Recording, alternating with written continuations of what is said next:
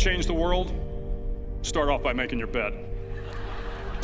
If you make your bed every morning, you will have accomplished the first task of the day.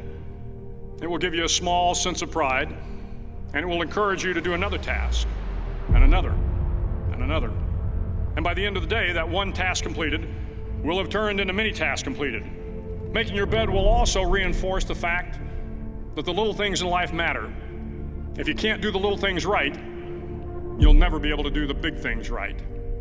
And if by chance you have a miserable day, you will come home to a bed that is made, that you made. And a made bed gives you encouragement that tomorrow will be better.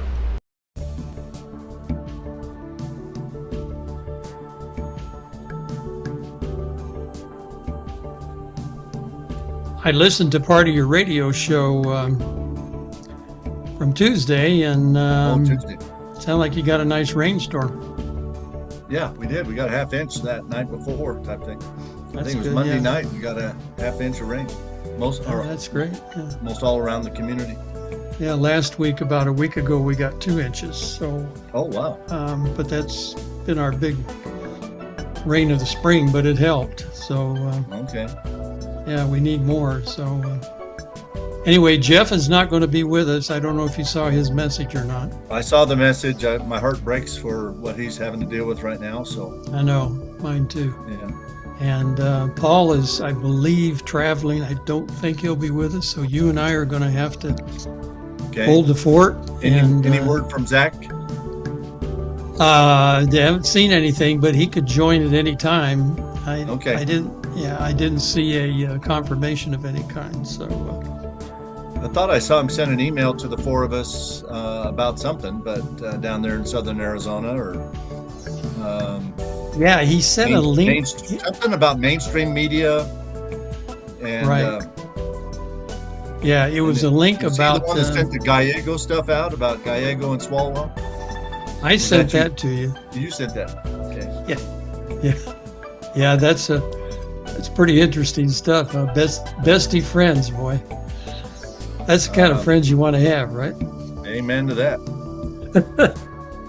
Yeah, I don't know where to go with that story, but it's good that they're finally getting rid of that guy. It's unfortunate that they're so inept about ridding themselves of that kind of people that have that kind of conduct. You'd think they'd be able to do something fairly quickly, but not going to happen. So, so listen, I want to ask you something that I saw a little story. Before we start recording or after? No, we're recording now. Oh, Yeah. are we? Okay. Yeah, we're good. There was a story, this was on Truth Social, and somebody put up a picture, and I think it was one of the Arizona congressmen, that there's a display of the Arizona high school students' art that they did for the art contest for Congress, and it's on display at an Arizona, at a Prescott museum. Oh, it's in Prescott? Yeah.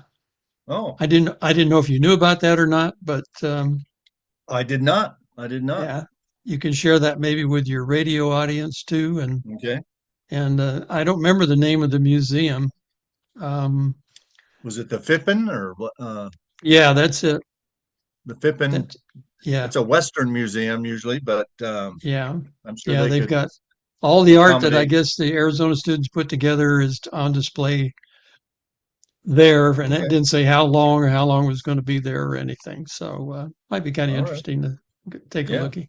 Yeah. So and then there's the Swalwell and the Ruben Gallegos thing, which I don't know if we want to discuss that or not. Just glad they're getting rid of the guy, like we said. Well, I saw somewhere that some reporter hinted that a lady is about to come out with similar allegations against Gallego, and Oh wow, wouldn't that be good? if that Yeah. comes out, and his close association with Swalwell to begin with, he'll be Mhm. toast. Yeah. But He, he's already had a press conference. yeah, watched saying part that of that. he's brain dead and didn't never heard any of that stuff going on. Yeah, So I don't buy that. yeah, did you see the picture of him riding camels? Yes. Oh my! So uh, the Pope. Let's talk a little bit about the Pope. Um, you know Well, that you're asking a Mormon boy to talk about the Catholic Pope, but I know, but I want I don't to. know. I don't know why the president is picking this fight uh, with a man who leads 1 billion people. I think. How many Yeah, Catholics are there I think worldwide?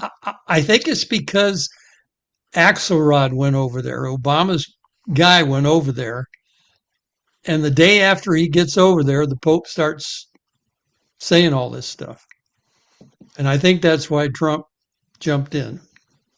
Said we know well that's Uh, fine, but he's wrong, and I'm sorry, but I have a right to voice my opinion and whatever. So, but I think that's what well, drove him to say something because Axelrod was over there. okay.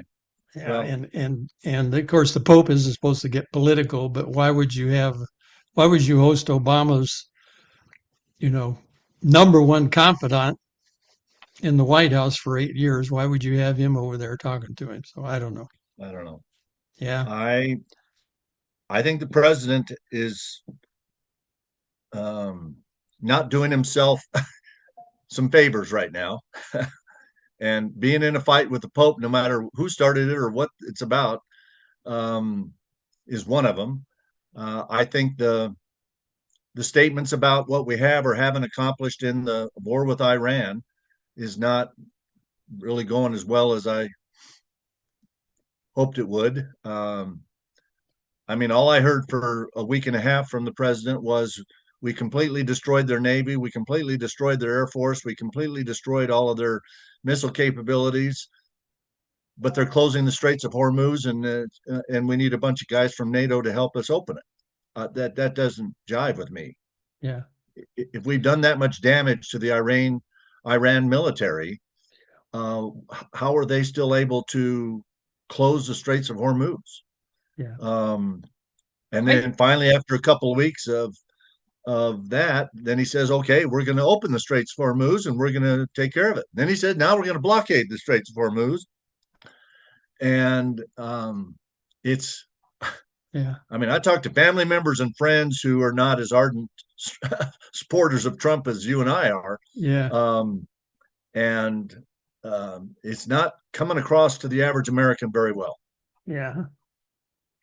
I think I don't know how many people get to see the briefings of the War Department. You know, when General Kane gets up, and this morning General Kane and he had Admiral Cooper there, who's the head of CENTCOM that's running the show over there, and they were both up today and with Hegseth, but Uh-huh. it was a very good briefing and it was very clear what's going on. And as far as the blockade goes, what's really going on is they're blockading any ships coming out of Iranian ports or going to an Iranian port from getting there. They meaning the U.S. military. U.S. military, U.S. Navy. Yeah, that's who they're U.S. stopping. All the other ships are free to go, come and go as they may, and they're getting them through there. And but that's they've got a line drawn at the bottom of the Straits of Hormuz, and none of those ships are allowed to cross that line. And if they try to run that And blockade, they will be boarded and turned around. really, Or okay, yeah. So that they went into a lot of detail this morning. So okay. that kind of clarified that for me, and hopefully more people The got to average see that American briefing. doesn't have. The average American is not taking the time to tune Yeah. into an hour briefing by a Right. couple Yeah. generals and a secretary, Hmm. and so Yeah. the average American is hearing enough crap that I don't think it bodes well for the president right now. I'm glad he's not up in for election in 2026. The entire House and a third of the Senate is, but Yeah. Yeah. and I hope we I hope we keep both of those bodies, but until the Senate deals with the filibuster and can get things done, having 52 or 53 Republican senators in the U.S. Senate isn't doing us much good either. Yeah. Yeah. And they've got a, I mean, I don't know how many times we've talked on here about the Senate, not so much the House. The House is Mike Johnson is doing a pretty good job, but the Senate certainly Yeah. is not done their best on legislation anyway. They've got some people approved for the for the executive branch, but as far as legislation, they're struggling. And I mean, the entire Department of Homeland Security is still unfunded and shut down. yeah, yeah, I that mean, has I don't we believe that got has changed. So we got yeah, Musk offering well to they pay their just salaries and all kinds of stuff, and they just got uh, back from 2 weeks. They Mondays they just got back from two Easter break for 2 weeks. So obviously the last 2 weeks they haven't done anything. So yeah. I don't know what's happened since Monday, but I haven't seen anything and haven't heard anything out of the Senate. So I don't know, Hmm. but they got to make some hay. That's for sure. Now the other thing Well, the other thing I'll say about when Trump brings up NATO, I think he just does. I don't think he expects to get anything out of NATO. I think he just does it to poke him, to put him in the headlines and say, yeah, NATO, they're it's their ships and not ours, and they're the ones that need the Straits of Hormuz open, and he makes that point all the time. But I think he knows when he brings them up that they're not going to do anything. They're not going to help well, us. And and with all due respect, NATO is a defensive treaty primarily. yeah, yeah, The commitments made between the NATO uh, yeah, countries, including the U.S., is that if one of us is attacked, we'll all take it as yeah, an attack on us. right. But that doesn't necessarily translate to if I decide to attack somebody, you all have to agree to attack with me. Yeah, that's true. Yeah, And so yeah, I don't think his that's a good point. uh, jab. And I agree with you. I don't think his poking at NATO is getting him any points either. Um, And the other thing going on here is what the point? What's the point? I wanted to bring up another point here. I'll think of it. Yeah, NATO is. You're right. It's a defensive organization and meant to be that way. But I think the other point I wanted to make was that the NATO countries are saying no because Trump said no to Ukraine, right? I oh, think I he hadn't said heard that. I'm He's not going to heartless. help you. Well, I'm not helping you in Ukraine. So I think it's kind of tit for tat with them that, well, you Oh, didn't help us in Ukraine, so we're not going to help you with this. So, I yeah, hadn't heard or seen any stories where it was explained that concisely yeah, that the NATO countries that are not um, joining in the Iran war effort are explicitly saying that they're not doing so because of Trump kind of leaving Ukraine out on its own. But yeah. um, Just my own personal opinion. yeah, no, Yeah, okay. I can. Well, I'll see if I can get on CBS News tonight. give them give them the word, right? Hey, yeah, you guys, wake up. I just kind of feel that way. I just kind of uh, I know that they. You remember when Trump first started hesitating about Ukraine and what's his name, Alinsky was running all over Europe. He went to France and he ran up to Starmer uh, and he just cried on everybody's lap for 2 or 3 weeks or 2 months trying to get. and then the meeting in the White House was a Oh yeah, disaster. a Uh, disaster. Yeah, of the way, yeah. from Ukraine's perspective, I felt like Zelensky just didn't handle that well at all. And Not well at all. Yeah, so you've yeah, got, I mean, Trump and Vance, or at least Trump, kind of stepping right on him in front of Mhm. every TV camera in the world. Yeah, Um, yeah, and so, exactly. but Ukraine's holding their own. I mean, um, Yeah, I they've hung think, in there. yeah, They've been given a lot of stuff, but yeah, they have hung in there. I, for a war that I think Putin said was going to be done in a matter of weeks or a couple of months at the most. What are we yeah, on? 4.5 years or five? yeah, yeah. We're going on we're going on 4 years now. Yeah, 5 years. Yeah. So yeah, you have to give them credit for that. They absolutely. Um, I mean, I read somewhere that Russia is losing 80,000 men a month. that's Trump comes up with numbers like that for both sides, saying it's That's yeah just they're staggering. using thousands a month. So yeah, especially Or through the maybe it was 80,000 in a quarter, but even yeah that, I mean, yeah we lost 55,000 in Vietnam over what, hmm 12 years?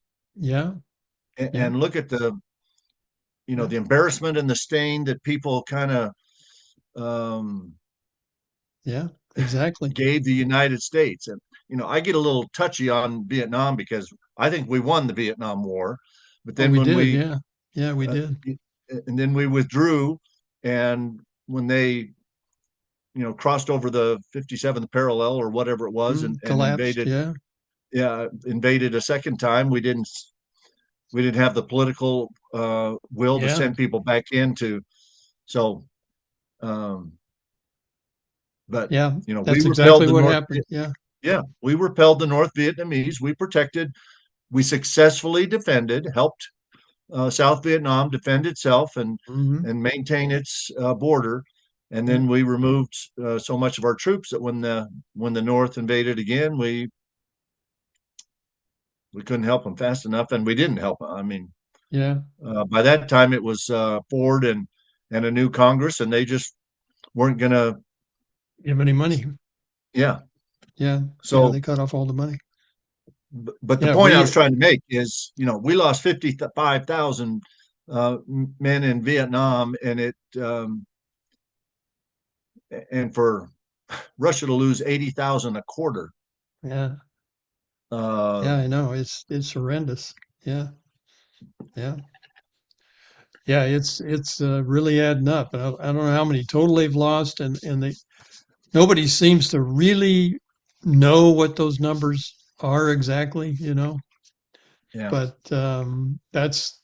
that's something that some people talk about. There's a guy on YouTube, and he goes by the name of Willie.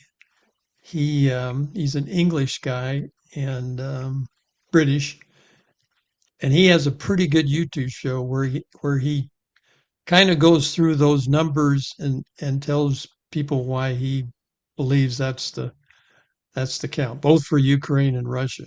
Okay.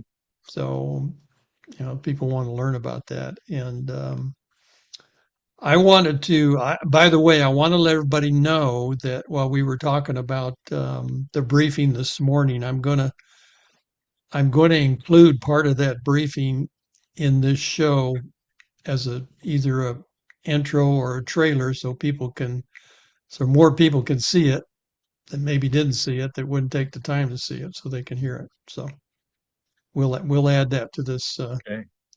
when I get this uploaded.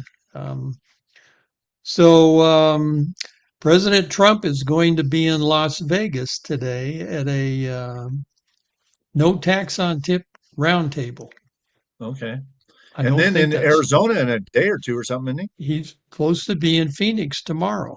Yeah, and he? I Yeah. wondered if you knew where or what or who I that thought was I going to heard be that it with. was at the Dream City Church, and Oh, okay.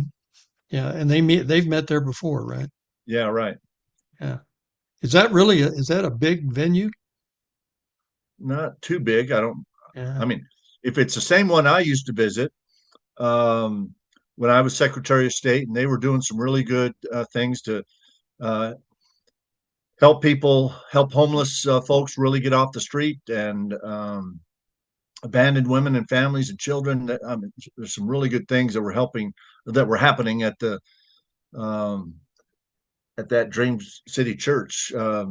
7 or 8 years ago, and I assume it's still the same people doing a lot of the same things. But Yeah. the Yeah. facility that I went to, I mean, maybe you get a few thousand people in there, but it's not a Not a coliseum no, it's not a or yeah, a big stadium kind of thing. not the Sun Yeah. Stadium or the Diamondback Yeah. Stadium or something where 56, the Cardinals where Charlie Kirk's funeral was, and you had 60,000 people in there. That's Right. Yeah. it's nothing close to that, I don't think. Oh yeah. Sure. Yeah. So yeah, that's going on, and I don't know what they're going to do in Phoenix tomorrow. Is it just a rally, or are they any idea what the No, I don't. I program don't know. is? I have to be in Flagstaff for a election integrity Oh, conference. okay. Okay. Um, so I'm Statewide, moderating is a that a statewide conference, Ken? yeah. It's I think being put on by a combination of ASU and a group called the Center for for the Future of Arizona. Um, but I'm moderating a panel of rural Arizona county election officials. And Okay. I think there's a couple from Coconino and one from Yuma. And it's just talking, the panel that I'm moderating is about unique challenges in rural Arizona that sometimes are forgotten when people are kind of focused on the major metropolitan areas like Maricopa County and Pima County and Phoenix and Tucson and stuff like Right. that. I mean, Yeah. Yeah. um, So Coconino would be that's Flagstaff, right? Flag, but they're one of the most unique counties that they've got a precinct down in the bottom of the Grand Canyon, and and How do they get those ballots out of there? are you ready? By mule, Yeah, well, yeah, I was going to say they must do it by mule, right? yeah. So There you go. That's a chain of custody right there. so Put them on the um, mules. yeah, there's some unique challenges in rural Arizona that sometimes get lost in the shuffle of everybody only talking about the major metro areas. Sure. Do the reservations have their own elections office? They do have some. I know Yeah. the Navajo Nation has an elections director, an elections department. Okay. Um, and I think they cooperate very closely with the counties that they overlap, Yeah. Coconino, Apache, and Navajo. Yeah. Uh, but when it's a state or federal election, it's the U.S. counties that are conducting that election, not the Navajo Nation. Right. Right. They're just acting as a gatherer of I'm sure ballots. I'm sure that I'm sure that those three counties use some of the Navajo voting locations Yeah. and Hopi voting locations. Um, but Do they count or they leave that up to the county? no, the county's counting. Yeah. Okay. So that's good. Yeah. Very good. Um, So, they they have. Well, I was thinking about the what's the tribe down in Tohono Tohono, O'odham? Tohono Y- O'odham, Yeah, they're probably the same thing applies down there, right? In Phoenix and right? They're Tucson, the I think the entire Pima County. Tohono O'odham Nation is encompassed within Pima County. I don't think any of it extends up to Pinal, but there might be a little bit actually. Now that What? I Yeah, what is the Indian nation there as you go from Casa Grande into Phoenix? There's a well, there's the you Salt River touch. Pima, Okay, Salt Salt River River. Pimas. Yeah, Anyway, yeah, I think the Tohono O'odhams are all within Pima County. yeah. Are there any Apache reservations in Arizona? Oh yeah. Are there? In fact, Yeah. I had a S- book Down. here. Can't find it right at the moment. Yeah, I Got went all down to yeah. we went Yeah, down to there's that. the there's the Yavapai Apache, and there's also um the one down by Graham County, I think, is Apache. Yeah, Um, okay. Yeah, they but have a if you go, I don't know if you've ever gone over to Ruidosa, New no. Mexico. Right outside there, there's a big Apache reservation there, and a beautiful casino and hotel there. It's called the Apache. That it's really fantastic. I think they just escaped Well, barely. Here in Yavapai, we have a Yavapai. We also have a Yavapai Apache, and I think those are two Yeah, different ones. yeah, yeah, yeah. And back in the day, the Apaches were a little rougher than some of the other tribes. They were. Yeah, The other tribes stayed away from the Apaches. wasn't Geronimo Geronimo was an Apache, yeah, he was and he Apache, was. wasn't Oh yeah, yeah. And even the Comanches were afraid of the Apaches. he? Hmm, Comanches over in Texas they okay, wouldn't even come into New Mexico or Arizona. They okay. didn't like them Apaches. Yeah, they were rough. So yeah, that's interesting because I didn't know if I never knew if they actually counted their votes or if they passed on the information to the counties, but you're saying they pass No, it on to the counties and the counties have the duty to count them. the Arizona counties are Yeah, conducting an Arizona election, right. Yeah. That must be pretty challenging to have to work with all those tribes though in especially their tribes like county. the Navajos and the Tohono Yeah. O'odhams that Yeah. cross into other states, or in the case of the Tohono O'odhams, they cross into Mexico. I mean, Yeah. their reservation crosses the international boundary, Yeah. and Right. they've got they've got members of the tribe in Mexico and members in the U.S. and Yeah.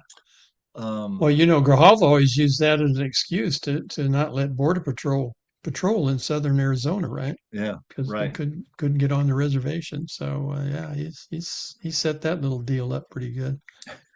Yeah, tricky Speaking of guys. elections, you also have the president coming out with his executive order saying that he's going to have a national voter list and instruct the U.S. Postal Service to not deliver ballots to anybody that's not on that list. I think that's playing with fire. Wow. That is clearly not Yeah. constitutional. I mean, Yeah. Yeah. the Constitution says that the states are responsible for running their elections, and Congress can step in and do some um, nationwide policies and procedures, but it speaks to it says nothing about the executive, the Yeah. president, Yeah. being able to um, step on the states related to election law. Yeah. Well, that's Now, another. I agree with what he's trying to do, but Mhm. which is make sure that ballots are only going to U.S. citizens and people that are showing ID to vote. But we Sure. already have that in Arizona, so Right. um, Yeah. I And we just passed citizenship requirement in Florida. oh really? State of Florida now We've had has it in Arizona for 20 plus yeah years. now has a citizenship requirement, and you have to be a citizen. You have to show ID to vote. So you have to be a citizen to register. So you have to prove you're a citizen to Yeah, register. Yeah. So yeah, not just check a box, right? Like on the federal registration thing, which yeah, the federal, yeah. I never understood that all that anyway. How they could ever come up with something like that, but just me. No, it's not Check just you. check a box. I was the Secretary of State I know when when you went to the Supreme Court. I Yeah, went to the Supreme Court to defend right, Arizona's voter approved proposition that said you got to prove citizenship and you have to show ID at the polls. right. And some liberal groups sued and said, well, if the voter just attests, checks the box, and signs swearing that they are a citizen, that should be enough. And dadgummit, the Supreme Court said that for federal races only, they bought that argument, and I was the one that had to set up two different systems. Yeah. One That's system for the regular voters that could vote in federal and state and local elections, yeah. but there's still a group about 45,000, so it's only about 1% of That the was a total Robert. registered. That was a Yeah, Roberts court, right? yeah, Yeah. I think so. Yeah. Yeah. He must have been the Chief Justice. So yeah, they've come In up with some wing dingers here. 2012 or 2013, I think it was. Yeah. I don't Yeah. remember when he became the Chief Justice, but That was when Bush was president. Bush yeah, nominated him. So yeah, it had to be before 2008. yeah. So, but yeah, they've come some wing dingers coming out of that Roberts Court. You know, two or three of them, like Obama. Obamacare Yeah, was a real wing upheld. dinger, Yeah. and yeah, it's not a fine, it's a tax. It's okay. Wow. Just Yeah. rewrite that legislation and make it constitutional. There you go. Good job. And Well, now you saw where did you see? Oh, did you see where the appellate court used the writ of mandamus on that Boasberg? no, I didn't. Yeah, he had some investigation going on contempt of court by Trump in one of his other cases. You know, he's handling a lot of those cases in D.C. And the appellate court said, "No, you're done. That's not going to happen." Okay. So, and you know, I'm watching Fox the other day, and Napolitano, you know, Judge Napolitano, who Hmm. I don't think Napolitano, I don't think he's a very smart guy myself. I mean, a lot of people think, you know, I whatever he haven't. says legally is the law, right? But he Okay. comes on there and says that's an abomination that an appellate court would tell a trial court to do that, right? To shut him down like that. And I said, well, if he's wrong, why I wouldn't they thought do that? I thought that was the purpose of appellate courts is That's right. to Yeah, correct. reconsider actions done at the district level. Exactly. Yeah. So, yeah, he comes up with some loonies sometimes that I Okay. don't pay much attention to Judge Napolitano. Listen, I want to ask you, I tell the audience, I have a recommendation for a TV show. I don't know how much TV you watch, Ken, but Not much, but my wife I and have I a have some shows recommendation we for enjoy. this is a CBS show that I didn't watch initially the last couple of years, but I started watching a few months ago, and now I'm caught up to season 3 now. So it's called Tracker, Oh, Tracker. we have watched that many, many times. It is a very good show. Yeah. Yeah, it's really good, and I encourage everybody to watch it because Can't the guy remember that the name of the main character or the actor, but let's see, let me think now. Tracker. It's his last name is Shaw, Oh, I think you're right. Yeah. and I'm trying to think of his first name. Anyway, he's really good in it. Um, it's believable. You know, he searches for people that are missing, um, but he's not a Coulter he's Shaw. Coulter Coulter Shaw Shaw. Yeah, is yes, the fictional character's character. name. Yeah, Justin Hartley. Justin Hartley is yeah. the actor. I've never seen him before, but he's really pretty good. He's pretty good in it. Gene and I love that show. Yeah, oh, good. I'm glad to hear that. Yeah, I do too. I think it's really good, and it's sort of replaced the original NCIS on my list because without Leroy Jethro Gibbs, you know, Mark Harmon, I don't think the show's that great anymore. So I No, watch it, but the shows they're just kind of blah. But this Tracker is really good. I think people yeah, would really enjoy Tracker. we've been watching it for a couple years ourselves. Do you know what night it's actually broadcast? Because I just watched the No, replays. Yeah, I don't I either. have no. Let's see. Um, Tracker on CBS. does it tell you what night it's actually on live? No. I know I started watching, if you haven't watched it, U.S. Marshals. New episodes of Tracker are on Sundays. Sundays, okay. Well, U.S. Marshals is on Sundays too. So if you haven't watched U.S. Marshals, the young son on the show Yellowstone. Mhm. I like the younger son, and he joined the U.S. Marshals now, and he's in Montana, still in Montana, and he's got his place still, and so he's working with the Marshals now to, and that's a pretty good show too. It's Cool. outdoorsy and Yeah. the stories are good. So that's another one I'd recommend. That's brand new. That just started after Christmas. Oh, I haven't even So heard that one. yeah, yeah, U.S. Marshals. So well, good. I'm glad you like Tracker. That's Yeah. good. Big Yeah, I fans. do. I do too. Yeah. So Gene likes it too, huh? Oh yeah. I think the stories are really they're really good, Yeah.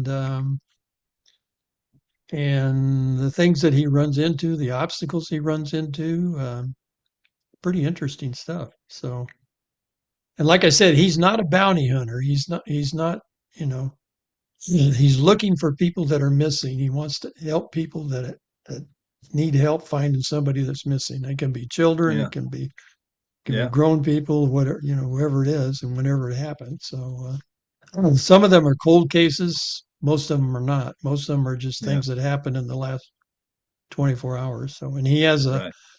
he has a pickup truck, and he pulls his airstream around the country, Yeah. and um, and so he kind of lives everywhere and works everywhere. So gets He's to see got a some lot of back. different. He's got some background service people, a woman and a He um, does. He young has an young attorney that kid. works for him, and then he's got some computer guys that do a lot of hacking and Yeah. checking and background checks and do a The lot of young stuff computer guy seems to be able to get into anything anytime. So instantly, right? I mean, yeah, it's pretty neat. So yeah, it's sort of a combination of some other shows that have been put together yeah. centering on one or another of those things, but this brings all those characters into it, and they all have characters and they all know other people, and so there's a little bit of their lives too. So yeah. Anyway, that's my recommendation for the week, Okay. Tracker. So okay. Anything I you'd was like to already with you. recommend or anything else you want to talk about? No. Well, I do want to take every opportunity to dispel lies uh, wherever they're coming from, and Yeah, they're coming good. again from the right Yeah. here in my district. My state Oh, wow. senator was on. Well, he sent out an email that my wife received a couple weeks ago, and then he was on a one of the Fox Chanel Rion. Have you ever seen her show, Doesn't ring a Chanel? bell. She Oh, local? no, it's not Fox. It's not Fox. It's one of the lesser ones. But um, So what's he saying now? well, he came out and said that the new Republican county recorder in Maricopa County, it's a former legislator named Justin Heap, Hmm. um, removed over 500,000 fictitious voter identities in the last year. Yeah. 500,000. And that's not true. No, it's not true. In fact, Yeah, we've talked about that before. Yeah. I mean, here's the voter registration numbers for Maricopa County. January of 2025, when he took office, 2,876,000. 3 months later, and Arizona law says that the counties have to report their numbers every quarter. Yeah. April 2025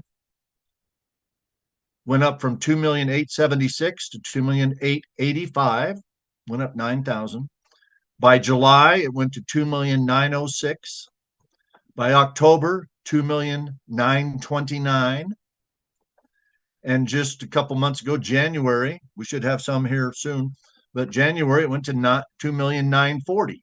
So it went So not in the going down. last year it's gone from 2,876 to 2,940. And he Okay. says that he's They've removed suddenly 500,000. removed 500,000. It's just total BS. Uh, And the point he was trying to make in the email that he sent to a bunch of constituents, including my wife, was that, well, this proves that there had to have been, gobs of illegal voters in the Hmm. 2020 or 2022 election that he lost, and nothing could be farther from the truth. Yeah. I mean, in the year and a half that Justin Heap has been the new recorder, he just sent a list of, we sent a list of about 130 people out of 2.9 million registered voters in Maricopa County. 130 After people. more than a year, he thought he found about 140 illegals, maybe. He sent them over to the county attorney's office, and then he sent another list with about 60 or 70 more. So in a year and a half of digging as deep as they, I'm sure, can dig, they come up with 200 people that they think might be illegals. And yet Mark Fincham, is on the TV show a couple weeks ago saying that 500,000. Huh? there are 500,000 that were confirmed as being fictitious and removed, and it's Mhm. just total Wow. BS. Well, there, But Tom Fenton with Judicial Watch, right? yeah, yeah, They have been suing different states to get the to get voters purged off the list. Dead people and people that shouldn't be there, right? yeah. And they just got Colorado to purge 376,000 voters off of their rolls in their Okay. lawsuit. So that was good Well, but news because Colorado's yeah. just gone crazy the last Well, six and or 8 years. I mean, there are voters purged. Right. They purge them off Arizona Arizona too. Arizona has an active voter list and an Hmm. inactive. Yeah. And if you're a registered voter in Arizona and your county elections department or county recorder sends something to you and you are no longer at that address and it comes back to them Hmm. undeliverable, that triggers you going immediately from what's called the active voter list to the inactive list. So, for example, but between October and January of last year, just a few months ago, the active voter list went down. They took 100 on almost 40,000 people off of the Oh, active list and moved them over to inactive. Now yeah. that's when once you're on the inactive list, if you've moved away from Arizona or whatever, and you don't vote in 2 consecutive elections, Hmm. then You you can. are removed. So Yeah. people are being removed, but people are moving to Arizona every day, and so Yeah. Right. the total number has gone up slightly over the last year, Yeah. 2,876 to 2,940. So it's gone up about 70,000 voters. Um, but this idea that the county recorder in Maricopa just removed 500,000 fictitious voters in the last year is baloney.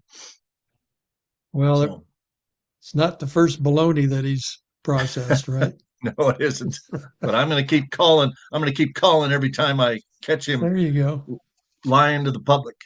Yeah. So anything That's all changed I've in the got. anything changed in the governor's race there? Anybody Um, Schweikert still in it? Schweikert's and well, the big news is that Schweikert has started coming out swinging at Biggs, Oh, really? and Wow. he started running some ads reminding people or pointing out that Biggs showed up at some white supremacy rallies or Oh my. um, and that he was hanging around with some anti-Semitic people, and so the Maricopa Republican Committee voted, but not unanimously. In fact, it was a pretty close vote, 17 to 12, I think. The Maricopa County Republican Committee voted 17 to 12 to send a letter to Schweikert telling him they don't like him picking on Biggs like Biggs. that. Mm, And so, but Schweikert's response was, I'm going to continue to point out the truth. And if the truth makes Biggs look bad, that's Biggs's problem. mm. So it's going to There get you a little go. hairy between now and Yeah. July when the primary is. Well, all that'll just help Karen Robeson, right? No, she withdrew. No, Oh, she she did. withdrew. Oh, I didn't hear that. Why Yeah, did she withdraw? I You think know? her polling numbers were not. Really? Wow. She could see the writing on the wall that she was not making progress, and Wow. I didn't hear that. I didn't know that. That's big news. Yeah. that is very big news. So Yeah. it's now it's down to now it's down to just Schweikert and Biggs. When did she do that? About a month ago.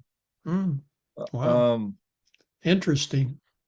you'd Yeah. hear about these polls coming out, and one poll would say that Biggs was way ahead and Karen Taylor Robeson was way behind, and then a few days later, her campaign would release a poll that says, "Oh, I'm only 6 points behind," or whatever. But I think they were kind of maybe cooking those up a little bit Yeah. to make her look closer than she was. But all of a sudden, she announced that she was suspending her campaign and withdrew from the race. And I think she had already collected the signatures. I think she was.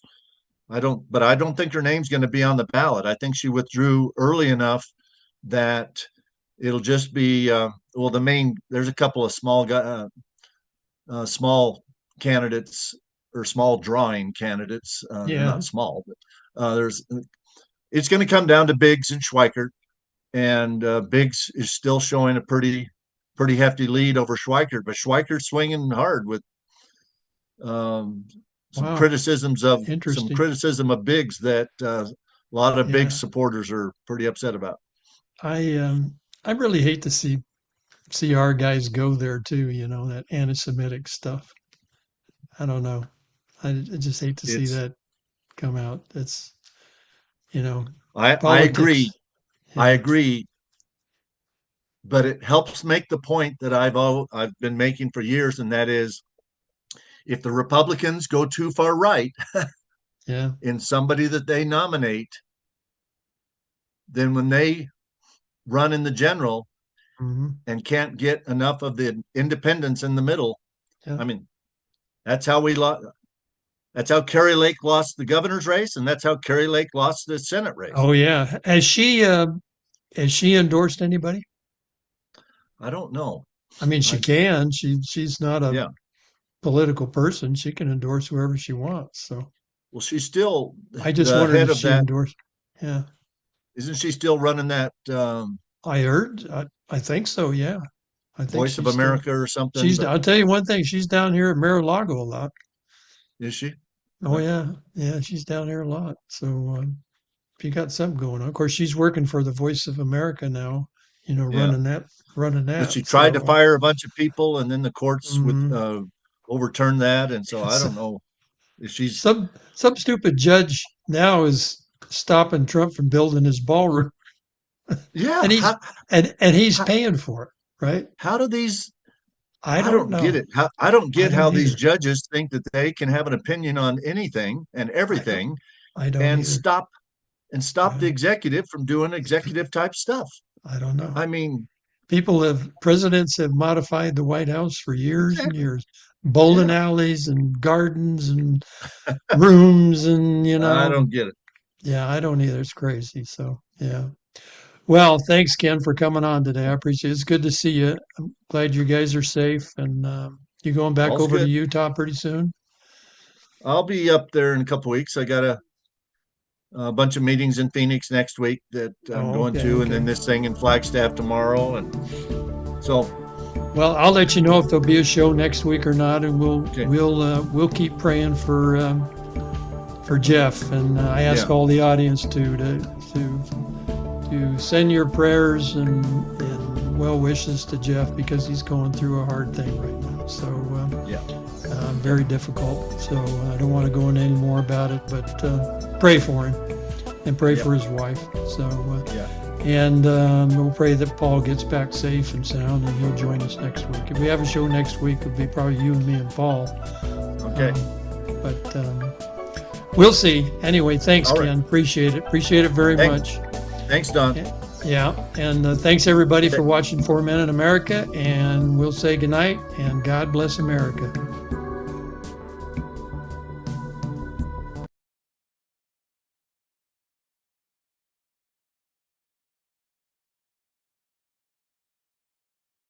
And they don't demand perfection, and perfection is not possible on any battlefield. But they see the incredible feats that our troops accomplish every single day. So to those troops, stay focused, block out the noise, stay aggressive. You are showing the world what it means to be an American warrior. You are making this building and the American people proud. We pray for you every day, and we have your back in every way. And to Iran, choose wisely. I pray you choose a deal which is within your grasp for the betterment of your people and for the betterment of the world.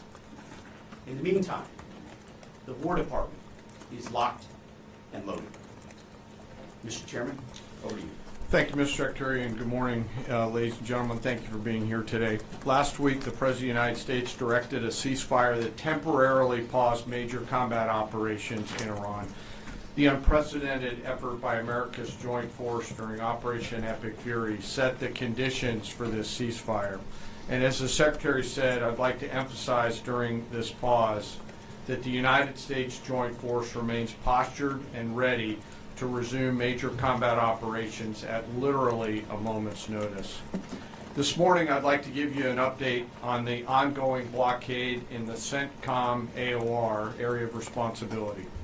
On Monday, 13 April, at 10 a.m. Eastern Standard Time, at the direction of the President, America's joint force began implementing a blockade against Iran under the leadership of Admiral Cooper and the team at CENTCOM.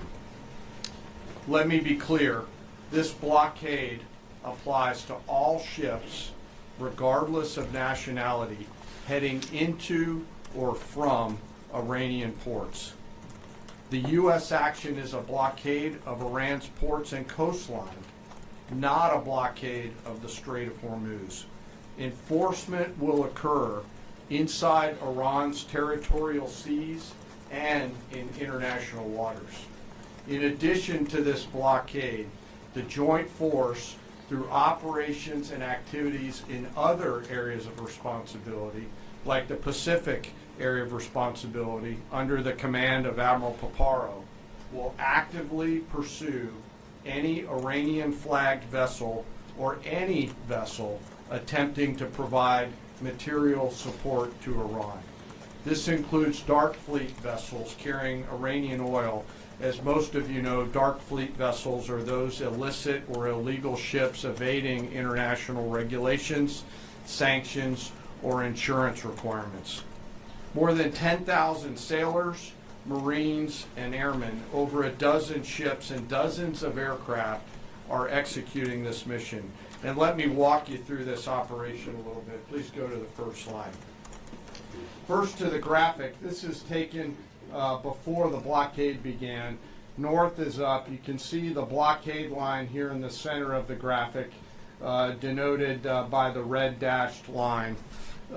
This map is a pull from our common operating picture that we use to allow commanders and key leaders to see what is happening in near real time. We just grabbed screen grabs to highlight the actions and activities.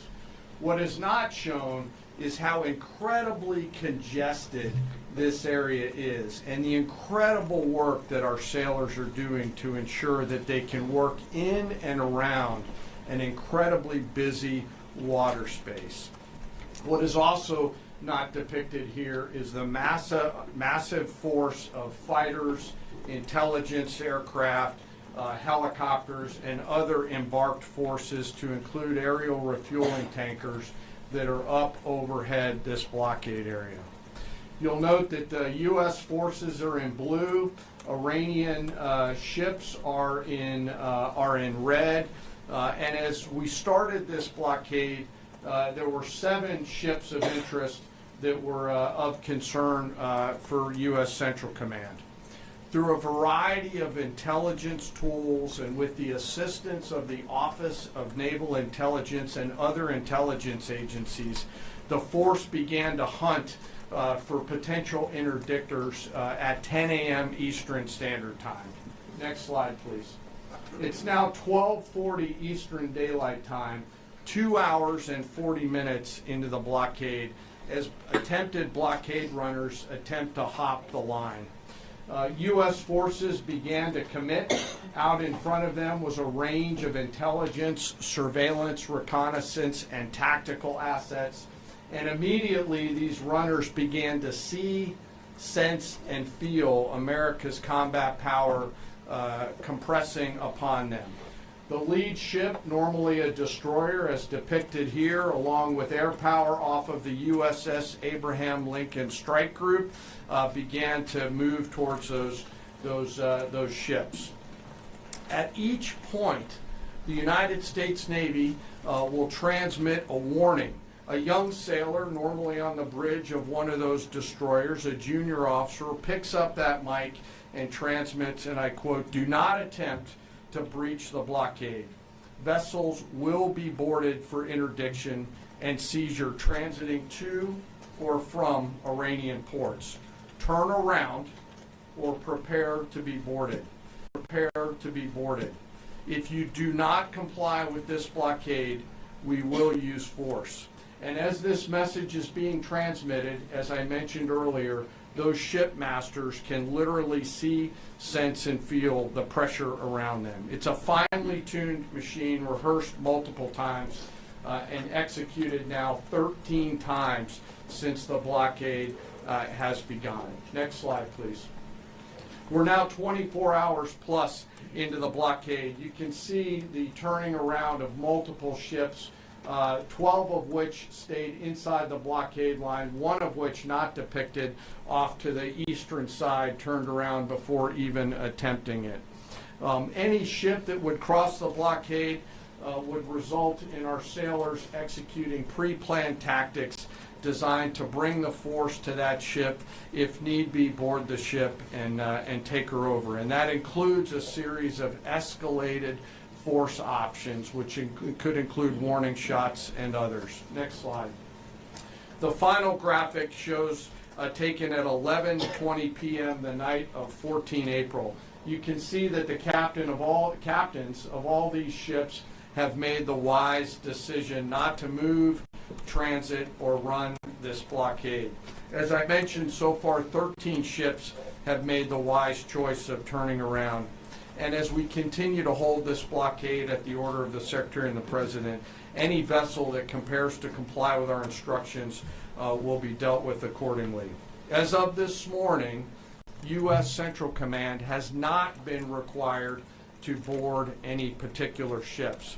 And I'll remind you that we are also conducting similar maritime interdiction actions and activities in the Pacific AOR against those ships that left that area before we began the blockade. Before I turn it over to Admiral Cooper, I want to talk briefly today about the men and women enforcing the blockade, America's sailors and Marines, and today particularly our destroyer and surface forces. When we talk about an American destroyer, it's important that you and the American people understand their capabilities. An Arleigh Burke-class destroyer are the backbone of the United States Navy surface fleet. Over 500 feet long, they displace 9,000 tons, and it is the sports car of the United States Navy. From the keel to the mast, they stand nearly 10 stories tall, and their 4 gas turbine engines can drive the ship at 30-plus knots. These ships are armed to the teeth with surface-to-air missiles, land attack cruise missiles, anti-ship missiles, anti-submarine rockets, torpedoes, 5-inch naval guns, multiple electronic warfare systems, embarked helicopters, extending the reach and capability of each and every one of these destroyers. But far and away, the most important weapon on board these ships is the American sailor. Over 300 warfighters are the heart and soul of these warships. At sea, sometimes for months, and these ships out in the CENTCOM AOR have been out there for months. They operate around the clock in a constant state of readiness, always delivering for our joint force. It's hot in the engine room. The engineering team keeps the lights on and the ship powered and able to respond to the orders from the bridge. On that bridge, our sailors maintain a constant watch, maneuvering the ship tactically and safely through always congested water space. And there is a lot out there. It is like driving a sports car through a supermarket parking lot on a payday weekend with thousands of kids in that parking lot as you attempt to maneuver through there to get to that ship that would attempt to run that blockade. Down in the Combat Information Center, the CIC, the Tactical Warfare Center of the ship, that is where the decisions are made. As threats appear, these young sailors are making real-time decisions on how to identify these threats and handle them, and they always deliver. These ships are run by the youngest sailors in our surface warfare Navy. The helmsman, the sailor on the watch at the bridge, is normally just between 18 to 19 years old, and they are trusted to drive this warship through that supermarket parking lot without hitting anything. The conning officer, an equally young commissioned officer who's normally just a few years out of college, is the ones that are giving that young helmsman the orders on where to take that American warship to execute the mission that the Secretary and the President has given us. These are incredibly well-trained sailors. They are led by incredible leaders, salty, experienced leaders, and trusted with deep responsibility. And I'm so humbled and proud of America's Navy. These sailors choose to take the road less traveled to go into the historic surface Navy, and they deliver every single day. Finally, as I often do, I want to highlight one of those surface sailors today and remember our fallen. Today we remember Ensign Robert Thompson of the U.S. Laffey, who died on this day in 1945 in the Battle of Okinawa. He was killed while fighting a fire along with 31 others as 2 Japanese kamikaze aircraft hit their ship. He passed away 1 week after his 22nd birthday and was posthumously awarded the Navy Cross. We remember Ensign Thompson today and all of our World War II vets who continue to give us the gift of a great example. And those surface warfare sailors who are out there doing the job right now take the courage, grit, and determination that those World War II vets gave us into these actions and activities that they're tasked to do every single day. So now I'd like to turn it over to Admiral Cooper to give us a readout of his recent trip to the region.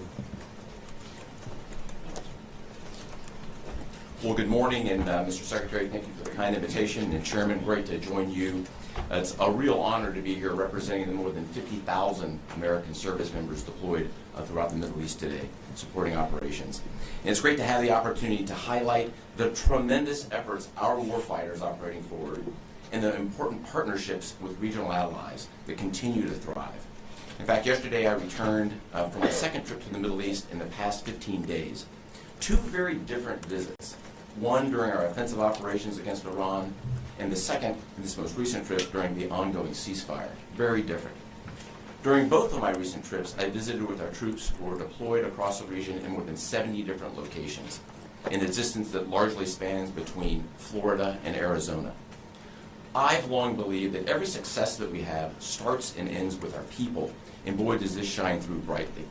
During these visits, I had the privilege of personally recognizing more than 100 servicemen and women for their extraordinary valor, their courage, and their initiative under fire and delivering fire.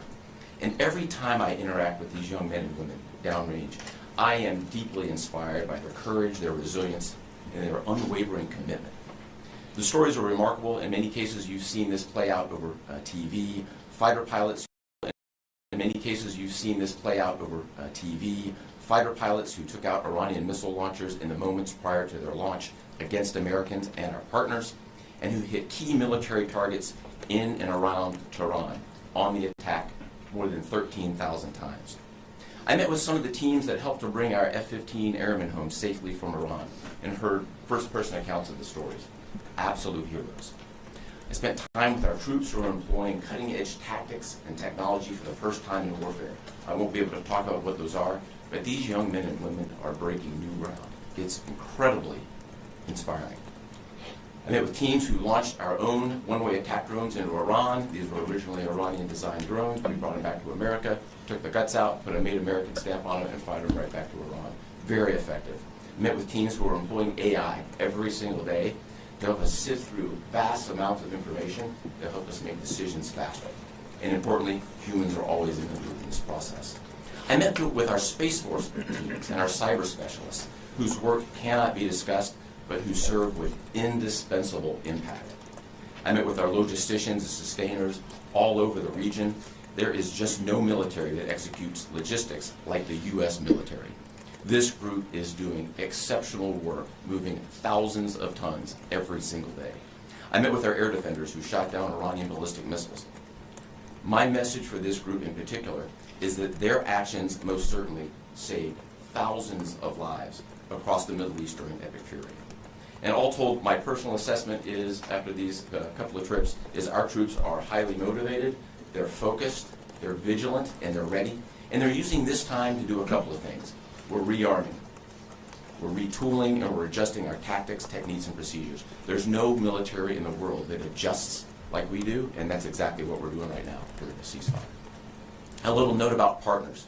My discussion with regional allies and partners, both at the senior civilian level and the senior military level, reinforced our shared commitment to regional security. But beyond that, having now fought together, side by side, I assess that our military partnerships are stronger than ever as we continue to maintain a very active defense posture across the region during this ceasefire. And that posture stretches across the entire Arabian Peninsula, and it runs from northern Iraq all the way down into the northern Arabian Gulf. In creating the largest air defense umbrella in the world across the Middle East, we embedded specially trained U.S. military air defenders alongside our partner nation soldiers, side by side, literally side by side. And to give you a sense of their contribution and impact, the King and Crown Prince of Bahrain both personally knew our soldiers by name. These leaders expressed appreciation for our service member who continue to stand shoulder to shoulder with our partners in support of regional defense. And this is a sentiment that is widely shared across every Gulf ally. I heard this message over and over again, which is, we stand with you. As the Secretary and the Chairman have said, Bahrain, UAE, Saudi Arabia, Qatar, Kuwait, and Jordan have been exceptional teammates. I had a chance to meet with both their senior leadership as well as their troops. Boy, equally inspiring and equally committed to mutual defense. They defended Americans and they defended their own country. It was inspiring. And there's been no better teammate than Israel. Together, the four best air forces in the world, the Israeli Air Force, the U.S. Air Force, and the air forces of the U.S. Navy and U.S. Marine Corps, together met and exceeded our own military objectives over and over again. Twice in the past 2 weeks, I've met with the Israeli Chief of Defense to ensure that we remain closely aligned, and we do. And then finally, let me just close by saluting the brave men and women who are in uniform and who continue to answer the call with unrivaled lethality, great teamwork, and resolve. We've asked them to stay ready during this period, and that's exactly what they're doing. I couldn't be prouder, and I know that you and the American people share in that same pride. Thank you so much. Now, wait a minute, Jack. This is a friendly celebration. Fiddle-dee! I don't much like the way you celebrate.